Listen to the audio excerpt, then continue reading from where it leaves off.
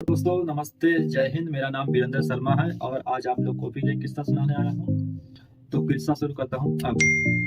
दोस्तों, एक राजा के दरबार में एक भिखारी उसके दरवाजे पे अपनी पीठ लगा के रगड़ रहा था। राजा ये बात देखकर उस भिखारी को बुलाता है। भिखारी डरा हुआ रहता है और वो राजा से क्षमा मांगता है कि राजा मुझे क्षमा कर दीजिए। लेकिन राजा उसको पूछते हैं कि नहीं, तुम यह क्यों कर रहे थे, अपनी पीठ मेरे दरवाजे पे क्यों खुजला रहे थे। तब उस भिखारी बोलता है कि नहीं राजा जी, मेरी पीठ में बहुत तेज खुजली हो रही थी, इसलिए मैं अपनी पीठ को आपके दरवाजे पे रगड़ रहा था। राजा उसकी बात सुनकर प्रसन्न होते हैं और अपने सिपाही से बोलते हैं कि नहीं, इसे 20 स्वर्ण असरफियाँ दी जाए।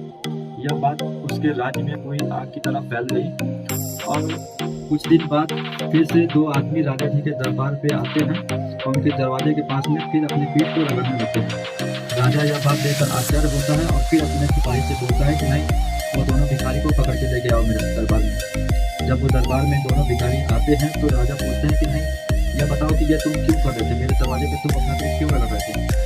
तब वो दोनों बोलते हैं कि महाराज, हमारी पीठ में बहुत तेज खुजली हो रही थी, इसलिए हमने आपके दरवाजे पे अपना पीठ रगड़ा।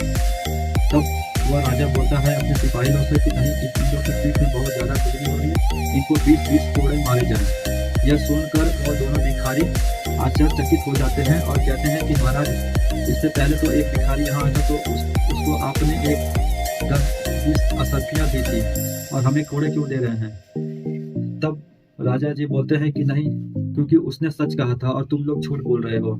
अगर तुम लोग चाहते तो अपनी पीठ खुद आमने सामने खुजला सकते थे, लेकिन तुमने ऐसा नहीं किया क्योंकि तुम्हारे अंदर लालच था। वह दोनों यह बात सोच समझ गए थे और अपनी करनी पे शर्मिंदा थे।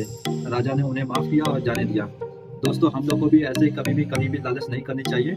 जो नसीब में है वो मिलेगा, जो नसीब में नहीं है वो हम किसी तरह से छीन के भी नहीं ला सकते। जय हिंद, जय भारत।